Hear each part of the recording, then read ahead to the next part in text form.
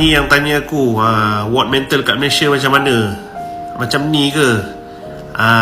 Boleh lah, dekat lah ni.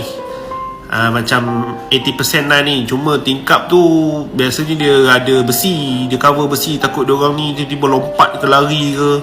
Kalau lari, uish, nak kena kejar, diorang lari laju weh. Lepas tu tile bukan yang macam ni, tile biasa, bukan yang main chestnya kan. Ini tile main chest ni kat Malaysia tak ada ni.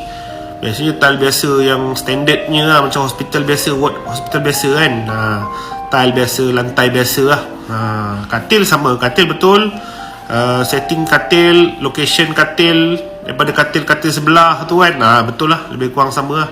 Cat ni lah lebih kurang sama lah. Betul lah ni. Dia punya lighting kan, cahaya lampu masuk, cahaya matahari masuk, tu pun betul juga. Boleh kata betul lah. Ni lah, macam ni lah ward mental kat Malaysia, lebih kurang lah 80% macam tu. Okay Kira nampak kan idea dia. Okay, macam tu. Terima kasih.